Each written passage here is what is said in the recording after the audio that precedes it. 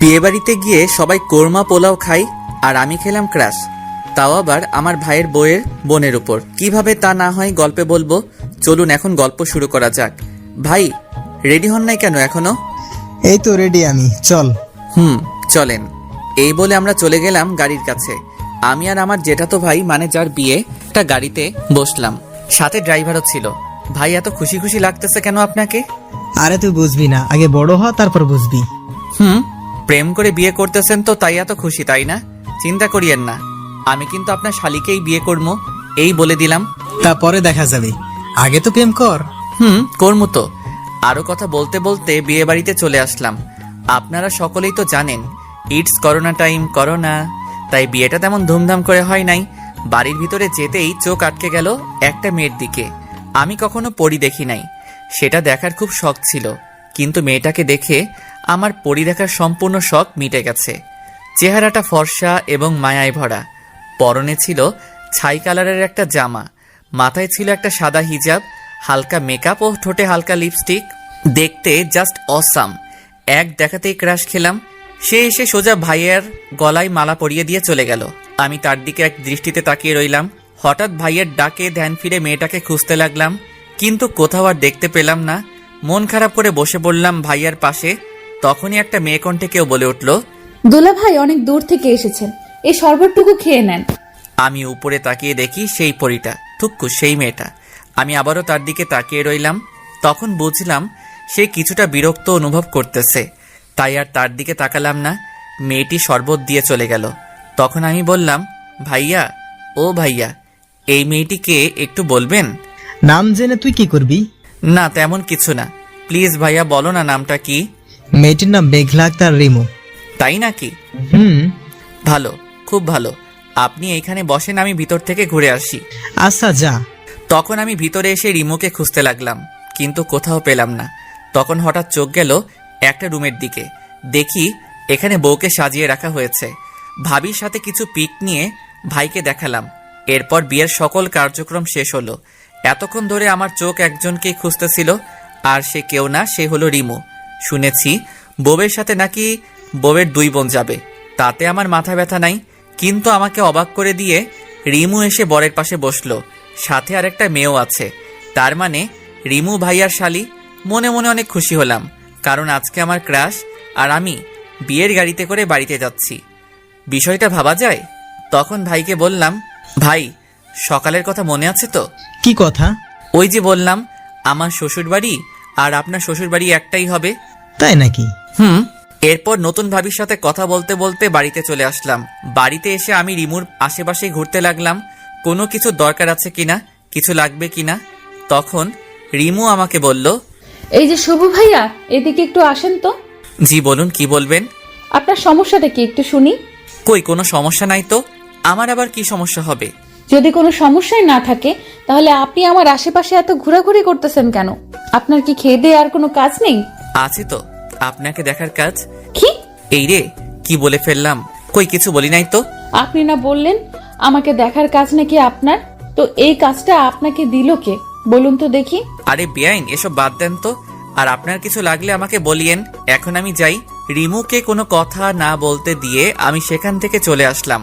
যাক বাবা, বড় বাঁচা বাঁচলাম, তা না হলে আজ বাবার মায়ের খেতে হতো আমার।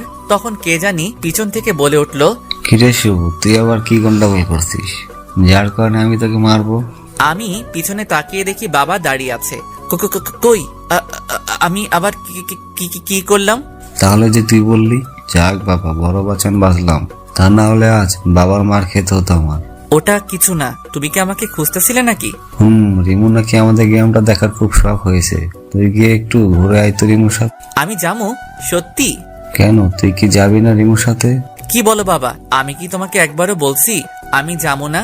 আমি গিয়ে রেডি হইতাছি, তুমি গিয়ে রিমুকে গিয়ে বলো রেডি হইতে। তাড়াতাড়ি রেডি হয়ে আয়। জি বাবা। এরপর আমি গিয়ে রেডি হয়ে গেলাম। কিছুক্ষণ পর আমি নিচে এসে দেখি রিমু বসে আছে, পরনে একটা খয়েরি কালারের লম্বা জামা, সাদা হিজাব, মুখে হালকা মেকআপ ও ঠোঁটে হালকা গোলাপি লিপস্টিক লাগানো। যা দেখে আমি আবার ক্রাশ খেয়েছি রিমুর উপর। আমি হাঁ করে তাকিয়ে আছি রিমুর দিকে।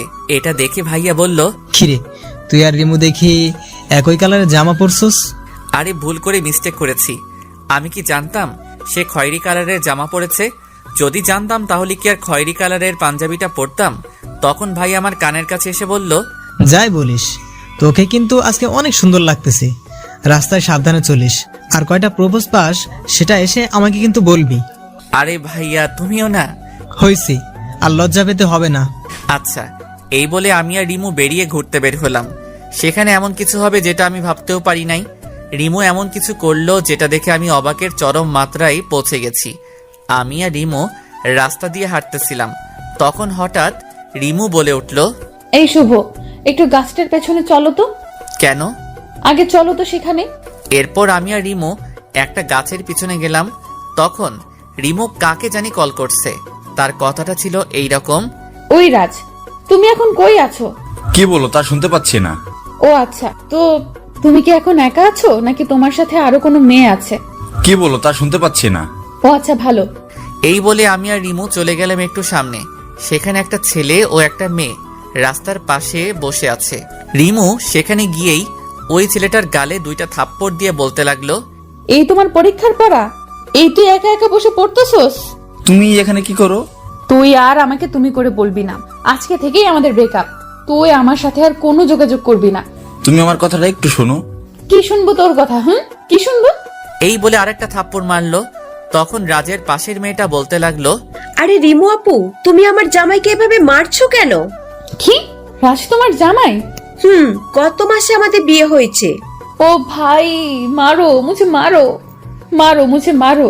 ये क्या मजाक हो रहा है? কি হলো তোমার আপু?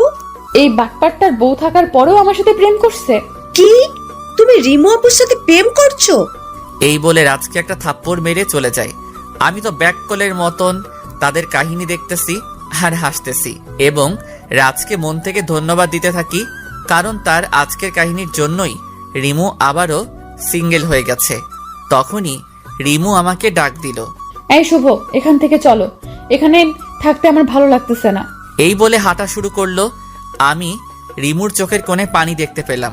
কিছু দূর যাওয়ার পর রিমুকে বললাম, রিমু প্লিজ মন খারাপ করো না, দেখো যা হওয়ার তা হয়ে গেছে। এইটা বলার সাথে সাথে রিমু আমাকে জড়িয়ে ধরে কান্না করতে লাগলো। রিমু যখন আমাকে জড়িয়ে ধরলো তখন আমার কাছে মনে হতে লাগলো যেন আমার শরীর দিয়ে কারেন্ট প্রবাহিত হয়ে গেছে। আমি নির্বাক হয়ে গেছি। আমি রিমুকে সান্ত্বনা দিয়ে বললাম, দেখো রিমু, তুমি আর কান্না করো না, যা হওয়ার তা হয়ে গেছে। সে তোমাকে ভালোবাসতো না, তাই তোমার সাথে এই রকম ছলনা করতে পারছে। তুমি প্লিজ কেঁদো না, আর তুমি আবার প্রথম থেকে শুরু করো, দেখবে সব ঠিক হয়ে যাবে। কিন্তু আমি তো তাকে খুব ভালোবেসেছি, নিজের থেকেও বেশি বিশ্বাস করতাম তাকে, আর সে কিনা আমার সাথে। প্লিজ রিমু, কান্না থামাও। দেখো লোকে কি বলবে, তারা তো খারাপ বলবে, তাই বলছি এখন আপাতত ওই দিকটায় চলো, সেখানে গিয়ে না হয় কান্না করবে। এরপর আমি আর রিমু একটা খালি জায়গায় বসলাম। প্রায় 2 ঘন্টা কান্না করার পর তার কান্না থামলো। রিমু, তোমার হয়েছে, এবার তো বাড়িতে চলো, দেখো রাত 8টা বাজে। আচ্ছা চলো। এরপর আমি আর রিমু বাড়িতে চলে আসলাম। রিমুও কিছুটা স্বাভাবিক হয়েছে। এরপর রাতে খাবার খাওয়ার সময় হলো আরেক বিপত্তি। ভাইয়া আমাকে বলল, সুফ, তুই একটু রিমুকে ডেকে আনতো খাওয়ার জন্য। আচ্ছা ভাইয়া। এই বলে রিমুর ঘরের দিকে গেলাম রিমুকে ডাকার জন্য। যেই আমি রিমুর ঘরে ঢুকলাম তখন দেখলাম রিমু তার হাতে ব্লেড দিয়ে একটা আঁচড় দিছে এবং টপ টপ করে রক্ত পড়া শুরু হয়ে গেছে। আমি তাড়াহুড়ো করে আমার পকেট থেকে রুমাল বের করে রিমুর হাতে পেঁচিয়ে দিলাম যাতে একটু রক্ত পড়া কমে, কিন্তু রক্ত পড়া যেন বন্ধই হচ্ছে না। আমার সাদা রুমালটা রক্তে পুরোটা লাল হয়ে গেছে, আর এই দিকে রিমু কান্না করে যাচ্ছে। আমি রিমুকে ঠাস করে একটা থাপ্পড় মারলাম এবং বললাম, চুপ থাক, এখন এত কান্না কিসের? যে চলে গেছে সে তো গেছে, তার জন্য নিজের জীবন শেষ করা লাগবে নাকি? আমার কথা শুনে রিমু কিছুটা শান্ত হলো। এরপর আমি রিমুকে কোলে তুলে নিচে চলে গিয়ে ভাইয়াকে বললাম, ভাইয়া তাড়াতাড়ি গাড়ি বের করো, রিমুকে নিয়ে হাসপাতালে যেতে হবে। কেন, কি হয়েছে? আগে তুমি গাড়িটা বের করো। এরপর আমি আর ভাইয়া মিলে রিমুকে হাসপাতালে নিয়ে গেলাম। ওখানে যাওয়ার পর ডাক্তার রিমুর হাতে সেলাই করে। অনেকখানি কেটে গেছে হাতটা, তাই 5টা সেলাই দেয়, এরপর ব্যান্ডেজ করে দেয়। রাত 12টার দিকে আমরা বাড়ি চলে আসি। বাড়িতে আসার সাথে সাথে সবাই জিজ্ঞেস করতে থাকে কিভাবে কেটেছে।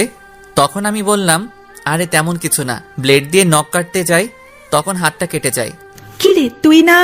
ভাইয়া আর কিছু বলতে না দিয়ে ভাবিকে নিয়ে ঘরে চলে যায়। ভাইয়াকে আজ ঘটে যাওয়া সকল কিছু বলে দিয়েছি, তাই ভাইয়া ভাবিকে নিয়ে যায়।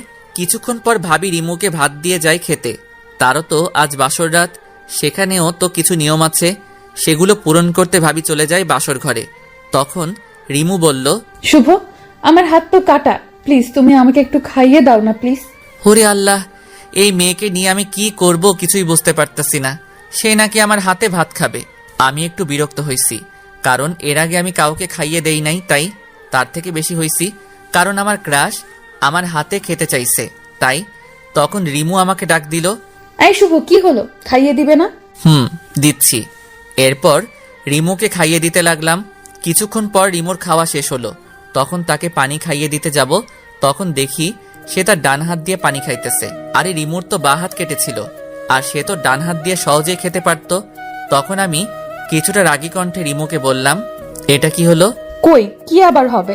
তোমার ডান হাতটা তো ভালো, তাহলে তুমি আমার হাতে খেলে কেন? ও মা, তাই তো। এই বলে রিমু একটা হাসি দিল। রিমুর এই হাসি দেখে আমার সমস্ত রাগ চলে গেল। আমি তার হাসি দেখতে লাগলাম। রিমু এটা বুঝতে পেরে হাসিটা বন্ধ করে আমাকে বলল, কি দেখতেছেন এইভাবে? তোমার হাসিটাকে। শুধুই কি হাসি দেখতেছেন নাকি আরো কিছু দেখতেছেন? তোমাকেও দেখতেছি, কত সুন্দর তুমি, সুন্দর তোমার এই হাসিটা, যেটা দেখে 1000 বছর কাটিয়ে দিতে পারবো আমি। তাই নাকি? এই রে, এটা কি বললাম আমি? সে যদি এখন কিছু মনে করে তাহলে তো প্রেম করার আগেই আমার ব্রেকআপ নিশ্চিত। মনে মনে বললাম। কি হলো, চুপ করে আছেন কেন? এটা বাদ দেন, আগে বলেন আপনি আমার হাতে খাবার খেলেন কেন? আপনার হাত তো ঠিকই আছে। আসলে আমার না নিজের হাতে খেতে একদমই ভালো লাগতেছিল না, তাই আমি আপনার হাতে খেলাম। প্লিজ রাগ করিয়েন না, কাল থেকে তো আর খাবো না। কেন খাবে না? বারে, কালকে তো আমরা চলে যাব, তাহলে খাবো কিভাবে? ও তাই তো। আর যদি আপনি চান তাহলে কিন্তু সকালের নাস্তা ও দুপুরের খাবার খেতে পারবো আপনার হাতে। সত্যি? 100% সত্যি। তো এত আপনি আপনি করতেছেন কেন? আমরা তো ফ্রেন্ড হতে পারি, তাই না? আপনি চাইলে আরো কিছু হতে পারি।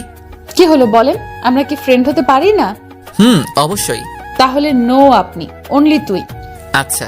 এই বলে আমি প্লেট রাখতে উঠতে যাব, তখনই ভাবি এসে রিমুকে ঠাস ঠাস করে 2টা থাপ্পড় মেরে রিমুকে জড়িয়ে ধরে কান্না করতে লাগলো। এই, তোকে কে বলছিল হাত কাটতে? যদি শুভ না দেখতো তখন কি হতো তুই বল? তোর যদি কিছু হতো তাহলে তোর দুলাভাই কি করে আমাদের বাড়িতে মুখ দেখাতো? কি রে, চুপ করে আছিস কেন বল? আপু সরি রে, আসলে আমি তাকে খুব বেশি ভালোবেসেছিলাম, কিন্তু সে তো আমাকে খুব বড় একটা ধোকা দিল। আমি কখনো ভাবতেই পারি নাই সে আমাকে এইভাবে ধোকা দিবে। তাই বলে কি তোকে মরতে হবে? তখন আমার মাথা একটুও কাজ করতেছিল না, তাই এরকম একটা ভুল পদক্ষেপ নিয়েছি। ভাবি, যেটা হয়ে গেছে সেটাকে নিয়ে আর কথা বলে কি হবে, বাদ দেন তো। আর আপনি কি এখন ভাইয়ার কাছে যান। আর আজকে আপনাদের জীবনের সুখের দিন, এই দিনে কি কেউ কান্না করে? আর এমনিতে এখন রাত প্রায় 1:30 বাজতে চললো, কাল সকালে আবার উঠতে হবে তো। আচ্ছা যাচ্ছি। এরপর ভাবি চলে গেল, কিন্তু রিমু কান্না করেই যাচ্ছে, যেটা আমার মোটেও সহ্য হচ্ছে না। তাই আমি আবার রিমুর পাশে গিয়ে বসলাম এবং বলতে শুরু করলাম, এই তুমি এইভাবে কান্না করতেছো কেন? যা হওয়ার হয়ে গেছে, তুমি এখন ঘুমাও। আমার ঘুম আসছে না। আমি মাথায় হাত বুলিয়ে দেই। দাও। আমি রিমুর মাথায় হাত বুলিয়ে দিচ্ছি আর রিমুর মুখের দিকে তাকিয়ে আছি। তার চেহারাটা কত মায়াবী। এই মায়াবী কন্যাকে যদি আমার বউ হিসেবে পেতাম তাহলে খুব ভালোবাসতাম তাকে, কিন্তু সে কি কখন আমাকে ভালোবাসবে? এইসব ভাবতেছি, তখন দেখি যে রাত 2:13 বাজে। এইদিকে রিমুও ঘুমিয়ে গেছে, আমারও খুব ঘুম পাচ্ছে, তাই আমি আমার রুমে গিয়ে ঘুমিয়ে গেলাম। সকালে কারো ডাকে ঘুম ভাঙলো আমার, তাকিয়ে দেখি আব্বু ডাকছে। এই শুভ, তোর এত ঘুম কিসের? রাতে কি ঘুমাসনি? চুরি করতে গেছিলি নাকি? না তো, এই যে উঠতেছি। আমি ঘড়িতে তাকিয়ে দেখি যে এখন 9:30 বাজে, তাই তাড়াতাড়ি ফ্রেশ হয়ে রিমুকে দেখতে গেলাম। দেখি রিমু খাটের উপর বসে আছে আর কার সাথে যেন কথা বলতেছে। আমি তার চেহারাটা দেখতে পাচ্ছি না। তখন আমি রিমুকে উদ্দেশ্য করে বললাম, এই যে মিস রিমু, আমি কি ভিতরে আসতে পারি? আরে শুভ, তুই আয়, ভেতরে আয়। আমি ভিতরে গিয়ে দেখি রাজ বসে আছে এবং পাশে রাজের বউ বসে আছে। তাদের দেখে আমার মনটা খারাপ হয়ে গেল, কিন্তু রিমুর কথা শুনে বুঝলাম রাজ ক্ষমা চাইতে আসছে এবং রিমুও তাকে ক্ষমা করে দিয়েছে। রিমু মন থেকেও খুব ভালো, কারণ যদি ভালো না হতো তাহলে কি ক্ষমা করে দিত? না, অন্য কোনো মেয়ে হলে ক্ষমা করতো না। তারা চলে গেছে আমি রিমুকে জিজ্ঞাসা করলাম, এই তোর হাত ফ্রেশ হইছে? না রে, নাস্তা করছস? না রে, একটু করে দে তো। এই যে খাবার, আপু সকাল 8টার সময় খাবার দিয়ে গেছে, তুই খাইয়ে দিবি বলে এখনো খেতে পারিনি। এখন তাড়াতাড়ি খাইয়ে দে তো, ওষুধ খাওয়া লাগবে তো। দিচ্ছি। এই বলে রিমুকে খাইয়ে দিতে লাগলাম। তাকে খাইয়ে দিতে আমার খুব ভালো লাগতেছিল। আমি ভাবতেছিলাম যদি সারা জীবন এইভাবে তাকে খাইয়ে দিতে বললে আমি তাকে খাইয়ে দিতে পারবো। আউচ, ব্যথা পাইছি তো। রিমু শয়তানি হাসি হাসতেছে, যেটা দেখে আমি আবারও রিমুর প্রেমে পড়ে গেলাম। আচ্ছা সরি, আর দেবো না। ওকে। খাবার শেষে ওষুধ খেলো এবং তাকে ঘুমাতে বলে আমি নিচে এসে নাস্তা করতেছি। এমন সময় ভাইয়া এসে বলল, কিরে, আমার শালিকাকে তোর বুঝি খুব পছন্দ হয়েছে? আমি কিছুটা লজ্জা মিশ্রিত কণ্ঠে বললাম, আরে ভাইয়া তুমিও না। বুঝি বুঝি, সব বুঝি, চিন্তা করিস না, হেল্প লাগলে বলবি, হেল্প করার চেষ্টা করব। আচ্ছা ভাইয়া, দেখো তোমাকে ভাবি ডাকছে। যাচ্ছি। দুপুরে বউ ভাতের কার্যক্রম শেষ হয়েছে।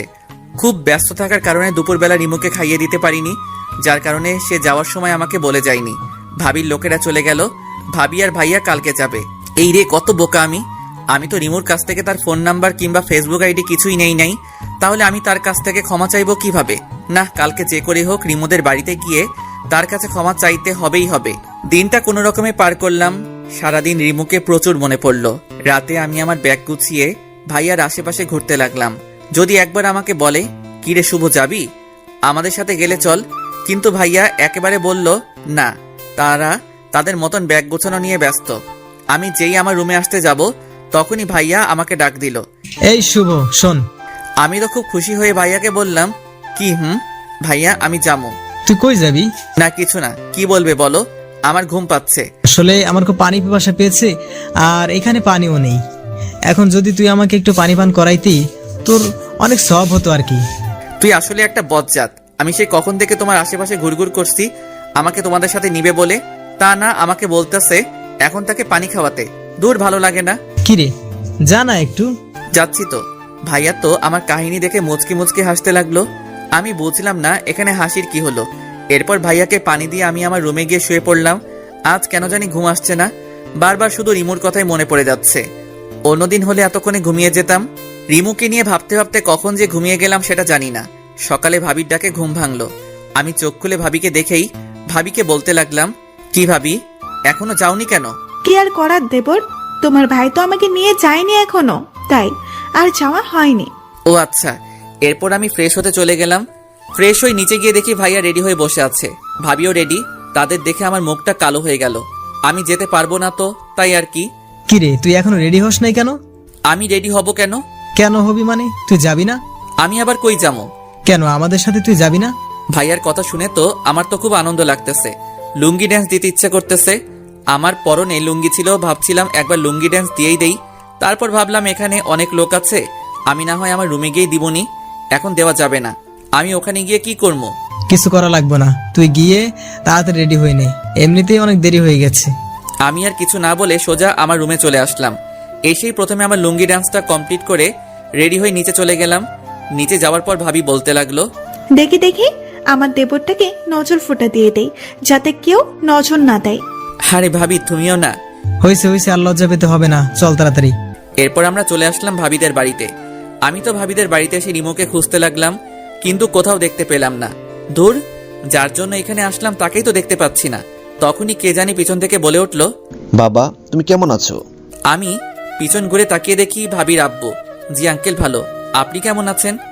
ভালো আছি। তোমাকে কি বলে যে ধন্যবাদ দেব সেটা আমার জানা নেই। কেন আঙ্কেল, ধন্যবাদ কেন? বাবা তোমার জন্য তো আজ আমার মেয়ে বেঁচে আছে। থাক না আঙ্কেল, ওই বিষয়টা বাদ দেন।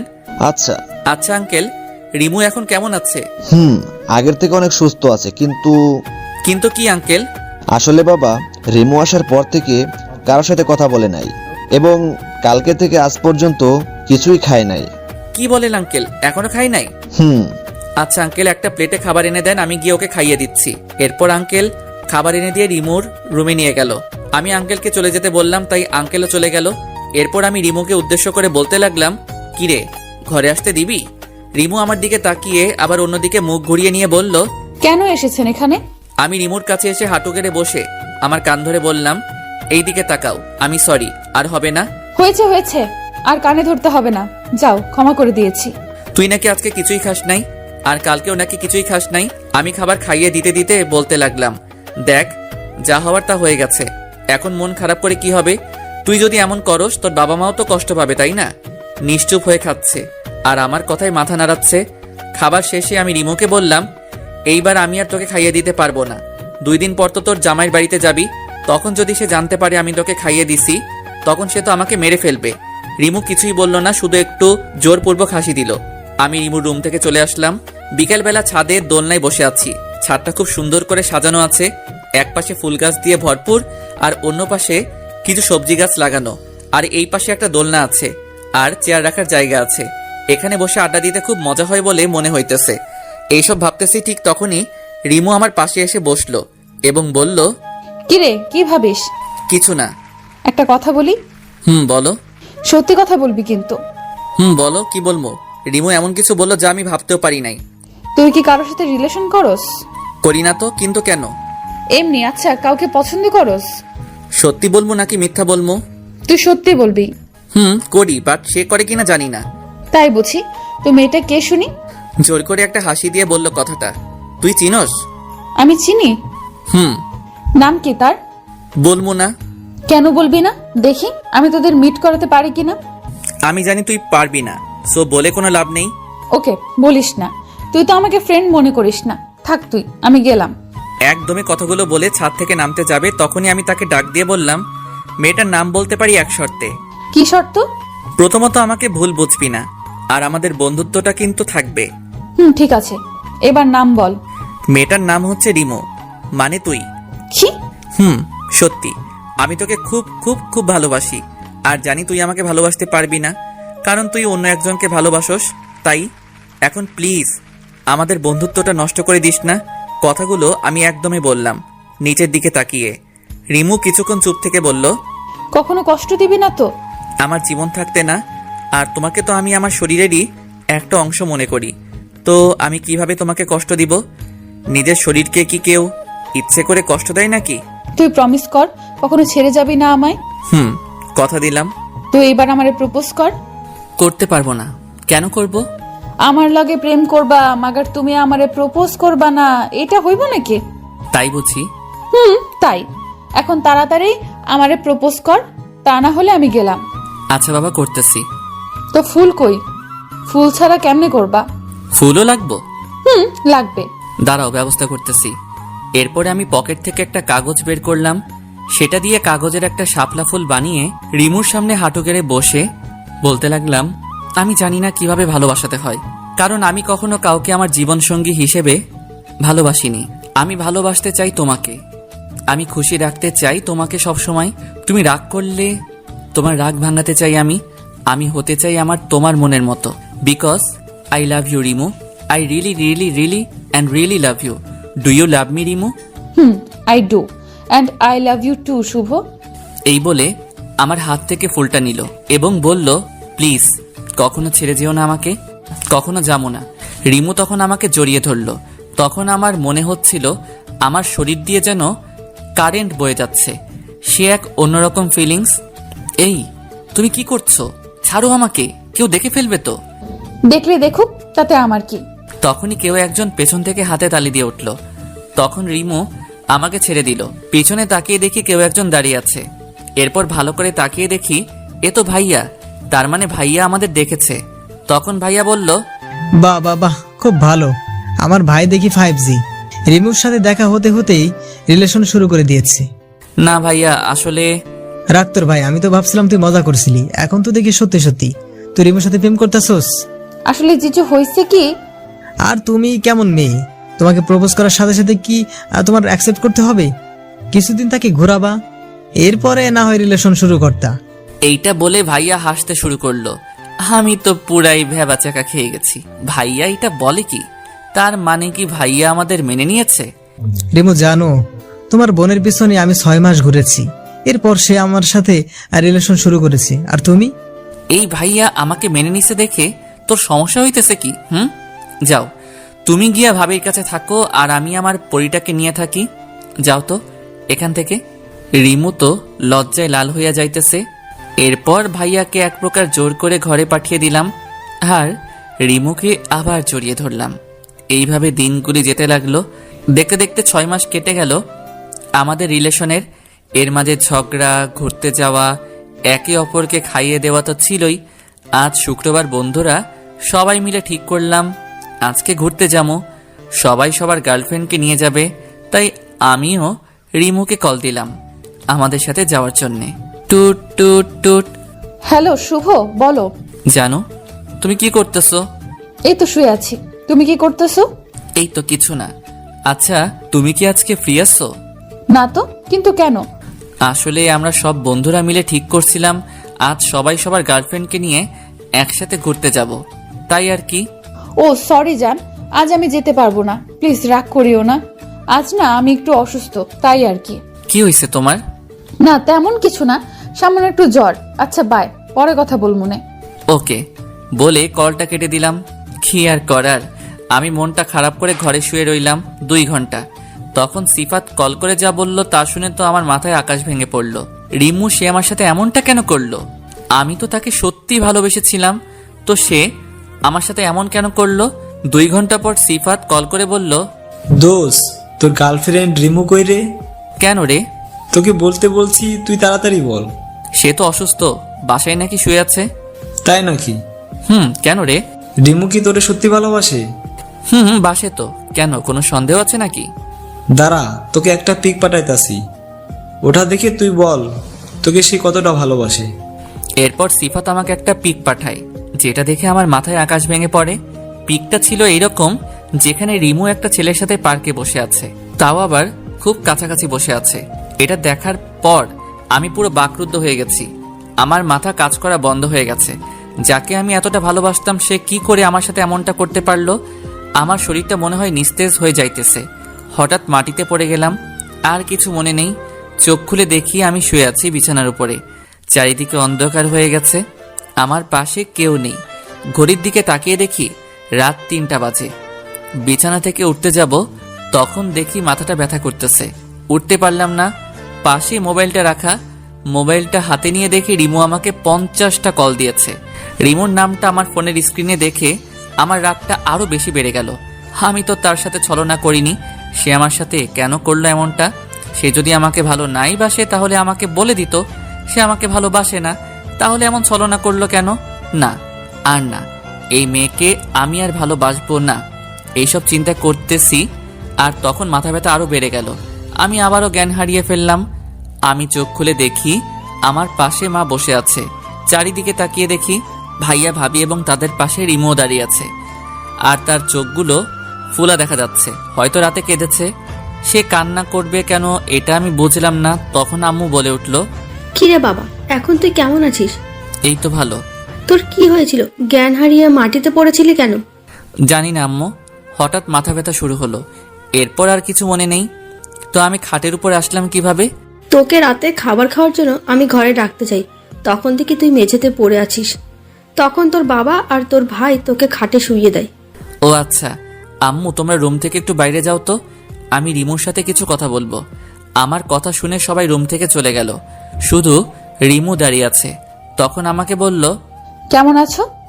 আমি কেমন আছি তা জেনে তোর কি? তুই গিয়ে তোর নতুন প্রেমিকের সাথে থাক।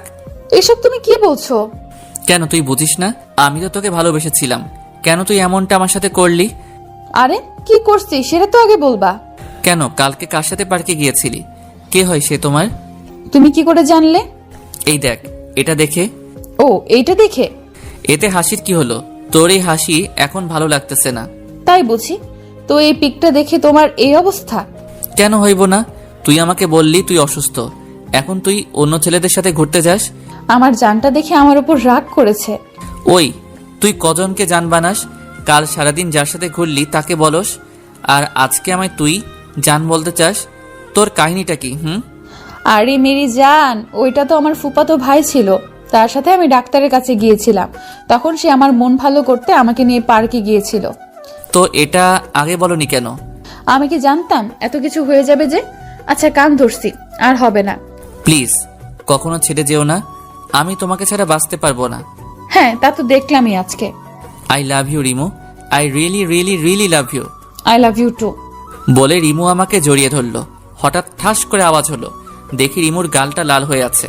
কে মেরেছে দেখার জন্য তাকাতেই যাকে দেখলাম তাকে দেখার জন্য আমি মোটেও প্রস্তুত ছিলাম না। তাকে দেখার পর মনে হলো আমি যেন ভূত দেখছি। এ তো ভাবি। আসলে ভাবি আমার আর রিমুর রিলেশনের কথা কিছুই জানতো না। তাকে দেখে আমরা দুইজনই একে অপরকে ছাড়িয়ে নিলাম। তখন রিমু বলল, আপু তুমি এইখানে? কি করতেছো তুই এখানে শুভর সাথে? আসলে আপু আমি না শুভকে খুব ভালোবাসি। আমি তাকে ছাড়া বাঁচবো না। প্লিজ আপু এমন কিছু করো না যাতে আমার শুভ আলাদা হয়ে যায়। প্লিজ আপু। শুভ, রিমু যা বলছে তা কি সত্যি? হ্যাঁ ভাবি, রিমু যা বলছে সব সত্যি। আমিও রিমুকে খুব ভালোবাসি। আমিও তাকে ছাড়া বাঁচবো না। প্লিজ ভাবি এমন কিছু করো না যাতে আমরা আলাদা হয়ে যাই প্লিজ। কতদিন থেকে তোমরা রিলেশন করতেছো? ভাবি প্রায় 6 মাস। তো তুই আজ মাথা ঘুরে পড়ে গেছিলি কেন? রিমু কি তোকে কিছু বলেছিল নাকি? না মানে আসলে ভাবি, আসলে আমি সন্দেহ করেছিলাম রিমুকে নিয়ে। আমি মনে করেছিলাম রিমু আমার সাথে ছলনা করতেছে। তাই এই বিষয় নিয়ে অতিরিক্ত টেনশন হচ্ছিল আমার, যার ফলে মাথায় খুব চাপ পড়ে এবং মাথা ঘুরে পড়ে যায়। তো এখন কিসের সন্দেহ আছে? না ভাবি কোনো সন্দেহ নেই। আপু রিমুকে চুপ করিয়ে দিয়ে ভাবি আবার বলল, রিমু তুই চুপ থাক, আমি আগে শুভর সাথে কথা বলি, এরপর তোর সাথে কথা বলতেছি। আচ্ছা আপু। শুভ, তোমাদের রিলেশনের কথা ঘরে কে কে জানে? ভাবি শুধু ভাইয়া জানে, আর কেউ না। কি তোমার ভাই তোমাদের ব্যাপারটা জানে অথচ আমাকে কিছুই বলে নাই? আজ তার একদিন কি আমার একদিন। আরে ভাবি রাগ করো কেন? আমি ভাইয়াকে বলেছিলাম তোমাকে যাতে না বলে, বললে যদি কোনো সমস্যা হতো তাই। তার মানে তুমি বুঝাইতে চাইতেছো আমার কারণে তোমার ক্ষতি হয়? ভালো তো, ভালো, খুব ভালো। আরে আমার জানোটা দেখি রাগ করছে। রাখো তোমার জানো, আমি কারো জানো নয়। আমি তো তোমার খালি ক্ষতি করি। আর একটা কথা কি জানো তুমি? তোমার আর রিমোর ব্যাপারে আমার বাবা মার কাছে বলছিলাম। তারা বলছিল তোমরা দুইজনে যদি রাজি থাকো তাহলে তারা তোমাদের বিয়ে দেবে, তাদের কোনো আপত্তি নেই। সত্যি? খুশি হয়ে লাভ নেই। আমি এখনই আমার বাবা মাকে বলবো তোরা একে অপরকে বিয়ে করতে চাস না। আর ভাবি আর কিছু বললো না। এই দেখো ভাবি আর কিছু বলো না। এই দেখো কানে ধরেছি। আর কখনো কোনো কিছু তোমার থেকে গোপন করব না। প্লিজ এইবারের মতন ক্ষমা করে দাও জানু, প্লিজ। জি না, তা হবে না। আমি তো তোমার খালি ক্ষতিই করি, তাহলে কেন তুমি এখন কান ধরতেছো? ক্ষমা করবে না তো? ওকে করা লাগবো না, যাও। আমি তো খারাপ ছেলে, আমাকে ক্ষমা করবে কেন? আর আমি তো খুব বড় অপরাধ করেছি যার ক্ষমা হয় না, তাই তো রাগ দেখিয়ে বললাম। কারণ সোজা কথা এখন কাজ হবে না, তাই আমিও একটু উল্টা পাল্ট লইলাম ভাবির সাথে। আমার দেবরটা দেখি আবার রাগও করতে জানে। থাকো তুমি তোমার রাগ নিয়ে, আমি চাই। এই বলে ভাবি রিমুকে নিয়ে চলে গেল। এটা কি হলো? সব সময় তো দেখি আমি রাগ করলে আমার আবদারগুলো পূরণ করে, আর আজকে চলে গেল।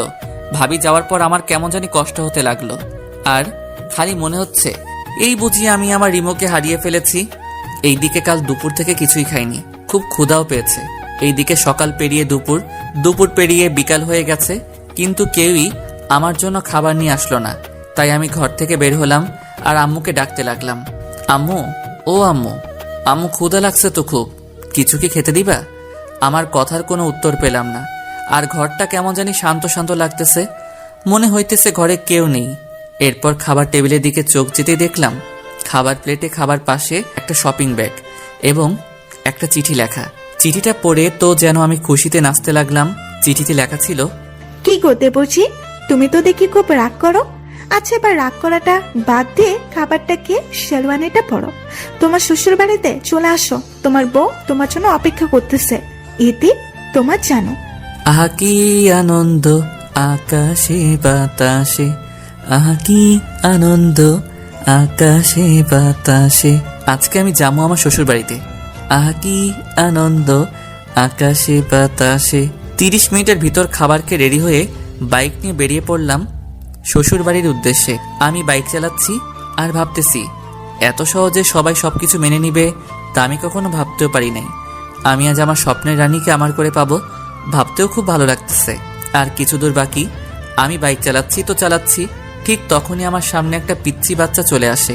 আমি তখন পাশ কাটিয়ে যেতে চাই, ঠিক তখনই একটা ট্রাক এসে সোজা আমাকে ধাক্কা মারে আর আমি খুব জোরে একটা চিৎকার দিয়ে নিচে পড়ে যাই। আমি রক্তাক্ত অবস্থায় পড়ে আছি। আমার চোখগুলি বন্ধ হয়ে আসছে, সবকিছু ঝাপসা ঝাপসা দেখছি। তখনই মনে হইল রিমু আমাকে বলতেছে, শুভ জানো আমাদের না টুইন বেবি হবে। আমার আর কিছু মনে নেই। অন্যদিকে আম্মু আব্বুকে বলতেছে, কি গো, শুভ কোথায়? সে এখনো আসছে না কেন? আমার না খুব চিন্তা হচ্ছে তারে নিয়া। তুমি ওকে একটা কল করো না গো প্লিজ।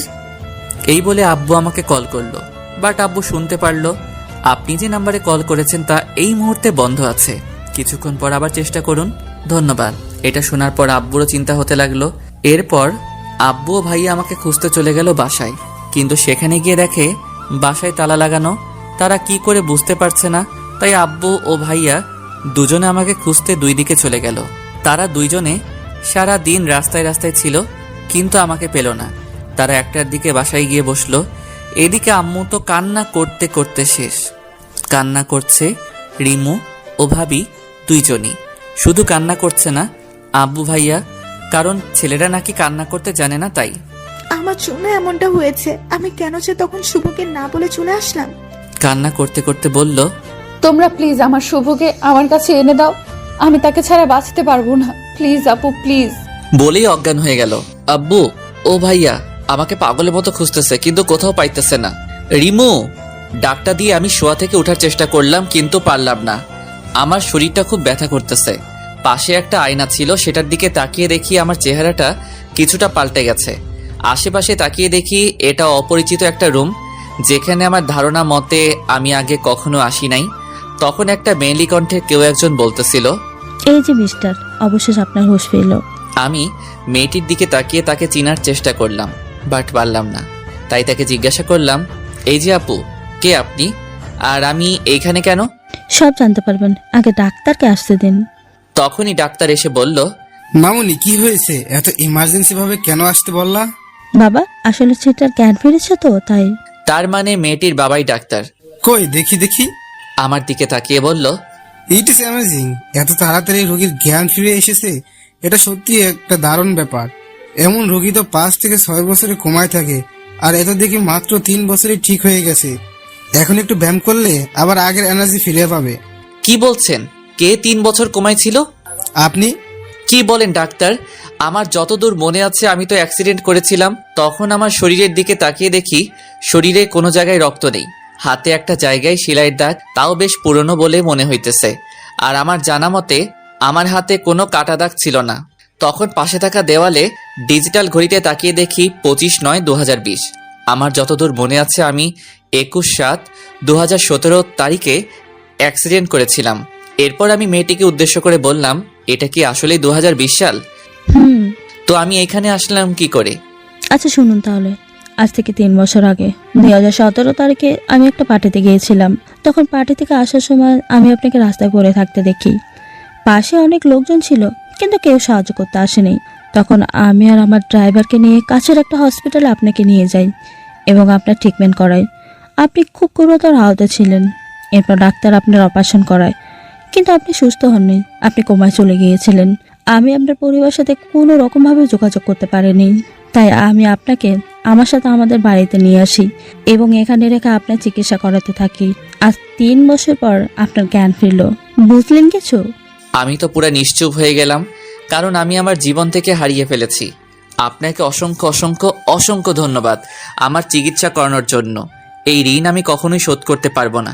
আচ্ছা এবার বলুন তো আমি কোন জায়গায় আছি? আপনি ঢাকা বিভাগের গাজীপুর জেলায় আছেন। তো আমাকে কি আমার এলাকায় দিয়ে আসতে পারবেন কষ্ট করে? অবশ্যই নিয়ে যাব, আগে আপনি সম্পূর্ণরূপে সুস্থ হন। এরপর আমি তো সুস্থই আছি। তা আপনি কেমন সুস্থ আছেন? তাহলে আমি নিজ চোখে দেখতে পাচ্ছি। এই কথা কথা তার নামটাই জানা হলো না। আচ্ছা আপনার নাম কি? আমার নাম মাহবুব রহমান শুভ, আর ডাক নাম শুভ। আর আপনার? আমার নাম মিমাক্তা টুম্পা। আচ্ছা আপনি এখন রেস্ট নেন, আর আমি আপনার জন্য খাবার নিয়ে আসি। ওকে। এরপর মিম গিয়ে আমার জন্য ভাত আনলো। এই নিন, হাঁ করুন। আমি পারবো, আপনাকে কষ্ট করতে হবে না। কতটা পারবেন তা আমার জানা আছে। নিন, এবার হাঁ করুন তো দেখি। আমি কোনো কথা না বলে খেতে লাগলাম। কিছুটা আনইজি ফিল করতেছিলাম, কিন্তু কিছু বলিনি। বললে হয়তো আমার খাওয়া হতো না।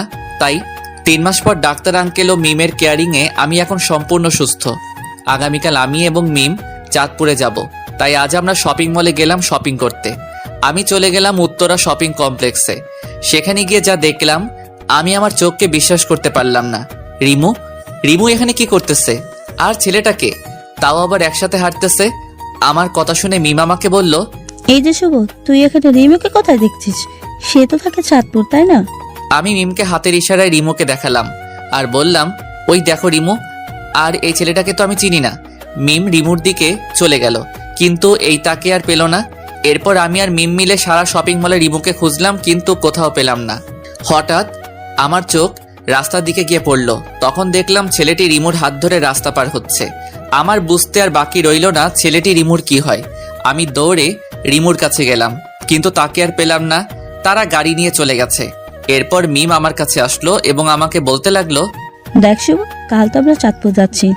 কালকে না হয় দেখা যাবে এটাই সত্যি রিমু ছিল নাকি তোর মনের ভুল। আচ্ছা চলো এখন কিছু শপিং করি। চল। এরপর আমরা শপিং করতে গেলাম। আমার শপিং এর প্রতি কোনো মন নেই, শুধু একটাই কথা মাথায় ঘুরপাক খাচ্ছে, আর সেটা হলো রিমুকে নিয়ে। রিমু সত্যি বিয়ে করে ফেলেছে, নাকি এটা আমার মনের ভুল, নাকি অন্য কোনো সম্পর্ক আছে রিমুর সাথে ওই ছেলেটার? কি রে শুভ, তুই এত কি ভাবছিস? মিমের কথায় আমার ঘোর কাটলো। কই কিচ্ছু না তো। কিছু না হলেই ভালো। এই তো শপিং করা শেষ হয়েছে। এই তো প্রায় শেষ। কেন বলতো? না মানে মাথাটা খুব ব্যথা করতেছে তো, তাই আর কি। কি, তোর মাথা ব্যথা করতেছে? আর তুই আমাকে বলতেছিস কেন? এখন বললাম তো। তো বাসায় চল, আমি টিপো দেব মনে। চল। একটুবার বাসায় চলে আসলাম। এরপর আমি শুয়ে রইলাম ঘুমানোর জন্য। বারবার শুধু রিমুর কথাই আমার মনে পড়তেছে। কখন যে ঘুমিয়ে গেলাম তা আর খেয়াল নেই। সকালবেলা মিমের ডাকে ঘুম ভাঙে, তাই আমি উঠে ফ্রেশ হয়ে রেডি হয়ে গেলাম। এরপর আমি আর মিম গাড়ি নিয়ে চলে গেলাম চাঁদপুরের উদ্দেশ্যে। দীর্ঘ 6 ঘন্টা পর আমরা এসে পড়লাম আমার চিরচেনা শহর চাঁদপুরে। এখানে প্রায় সবকিছুই পরিবর্তন হয়েছে। এখন আমি দাঁড়িয়ে আছি আমাদের বাড়ির সামনে। তখনই রিমু ঘর থেকে বের হলো। আমাকে দেখে চিৎকার দিয়ে বলতে লাগলো, শুভ, তুমি এসেছো? এসেই আমাকে জড়িয়ে ধরলো আর বলতে লাগলো, শুভ, তুমি কেমন আছো? এতদিন কই ছিলা তুমি? আমাকে কি একবারও মনে পড়ে নাই? তখনই আমার কালকের কথা মনে পড়ে গেল, যখন দেখলাম রিমু অন্যের হাত ধরে হাঁটতেছিল। কথাটা মনে হতেই রিমুকে এক ঝটকায় আমার থেকে দূরে সরিয়ে দিলাম আর বলতে লাগলাম, কি করছেন কি আপনি? আপনি আমাকে জড়িয়ে ধরেছেন কেন? আপনি এখন অন্য কারো বউ? কি বলছো কি তুমি? আমি অন্য কারো বউ মানে? এখন দেখে আপনি কিছুই বুঝতেছেন না। কালকে তো দেখলাম আপনি আপনার স্বামীকে নিয়ে রাস্তায় হাত ধরে হাঁটতেছিলেন। কোনখানে আমাদের দেখেছিলে? উত্তরা শপিং কমপ্লেক্সে। কি, তুমি কি ওইখানে ছিলা? তো আপনি এখানে কি করেন? আপনার স্বামীর বাড়িতে না থেকে এখানে কি করতেছেন? আমি তো আমার স্বামীর বাড়িতেই আছি। মানে? সেটা না হয় পরে জানবে, আগে বলো এই মেয়েটিকে। এটা আমার বউ।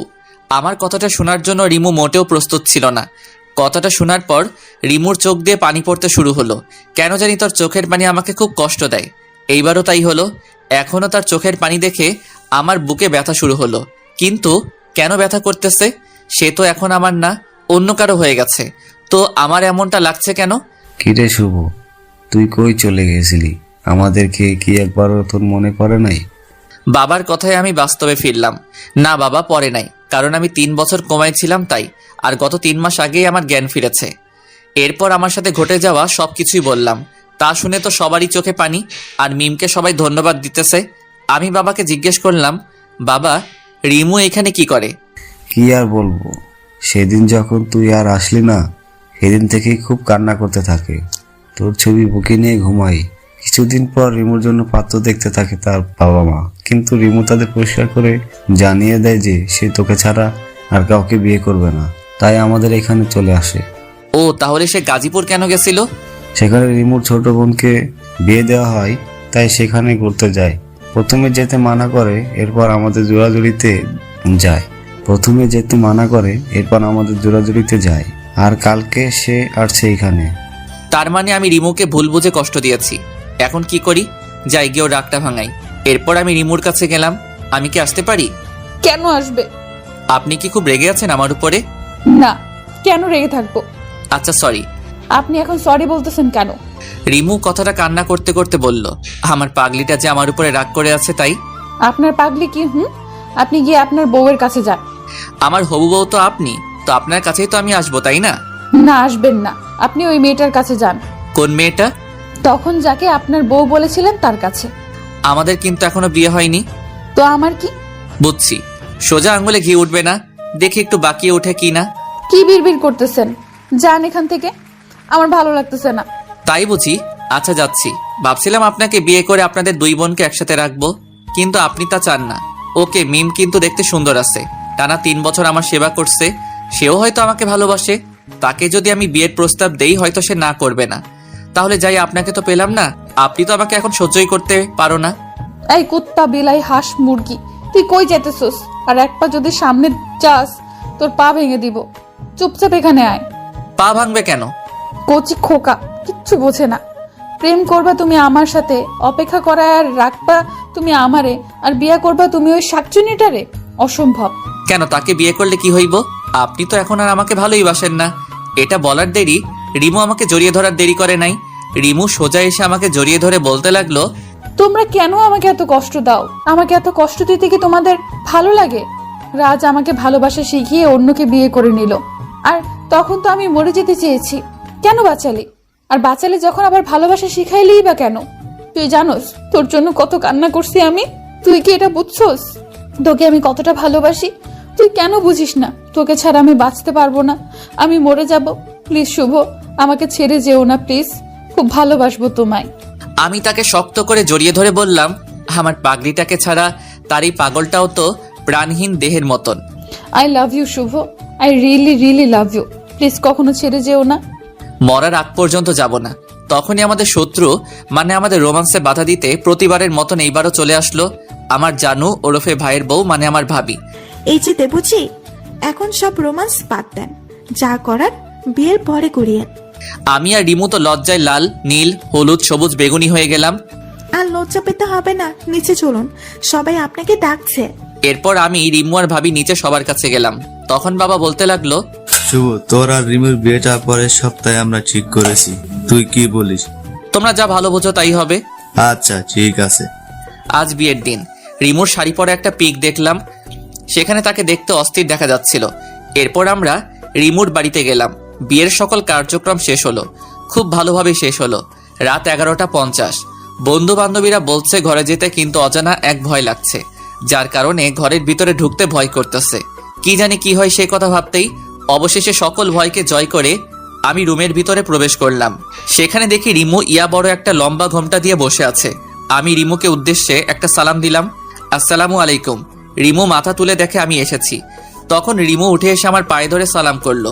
আমি মজা করে বললাম, দীর্ঘজীবী হও মা, স্বামী সংসার নিয়ে সুখে থাকো, আর কখনো স্বামীকে কষ্ট দিবা না এবং স্বামীর সকল কথা মেনে চলবা।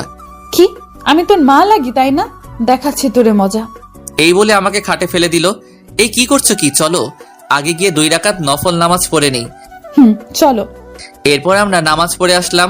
রিমু আমার বুকের উপর মাথা রেখে বলতেছে, প্লিজ শুভ, কখনো ছেড়ে যেও না আমায়। যাব না। এই বলে আমরা হারিয়ে গেলাম ভালোবাসার অতল গভীরে। সকালে রিমুর ডাকে ঘুম ভাঙলো। এরপর উঠে গেলাম আর রিমুকে পেছন থেকে জড়িয়ে ধরলাম। আরে কি করছো? কিছু না তো। আচ্ছা, এখন গিয়ে গোসল করে এসো। আরো 5 বছর পর। আব্বু আব্বু, ঘুম থেকে উঠো, আম্মু না আমাকে মারছে। রাইসার ডাকে আমার ঘুমটা ভেঙে যায়। আপনারা ঠিকই ধরেছেন, রাইসা আর কেউ না, সে হলো আমার কিউট পিচ্চি মেয়ে। আরেকজনও আছে, আর সে হলো রিহিকা। হ্যাঁ, আমাদের টুইন বেবি হয়েছে। তোমার আম্মু কেন তোমাকে মারছে? আব্বু ও না চুলি করে চকলেট খাইছে আর আম্মু বলে মারছে, তুমিও মারো। এইদিকে আসো রাইসা প্রিন্সেস, আমার কাছে এসো। এরপর রাইসা আমার কাছে আসলো। রাইসা আমার কাছে আসে, আমি তার 2 গালে 2টা পাপ্পি দিয়ে রিহিকাকে বললাম, এবার খুশি তো রিহিকা মামুনি? বাবা তুমি পচা, তুমি শুধু ওকে আদর করো, আমারে করো না। তাই বুঝি মামুনি, তুমিও এইদিকে আসো। এরপর রিহিকাকেও 2টা পাপ্পি দিলাম। এবার খুশি তো? বাবা আমরা দুজনেই খুশি। এরপর রিমু আসলো। এখানে বাবা মেয়েরা মিলে কি করা হচ্ছে? বাবা, আম্মু এসেছে, তাকেও একটু বকে দাও। তাই নাকি? এরপর আমি রিমুকে যা করলাম তার আপনাদের না জানলেও চলবে, বাকিটা না হয় আমার মধ্যেই থাকুক। বোঝেনি তো আপনারা, ব্যক্তিগত বলতে কিছু আছে তো নাকি? গল্পটা কেমন হলো প্লিজ জানাবেন। আর যারা পরবর্তী পার্ট গল্প পেতে আমাদের চ্যানেলটি সাবস্ক্রাইব করে পাশে থাকা বেল আইকনটি বাজিয়ে দিন। সবাই ভালো থাকবেন, সুস্থ থাকবেন। দেখা হবে পরের গল্পে। আল্লাহ হাফেজ।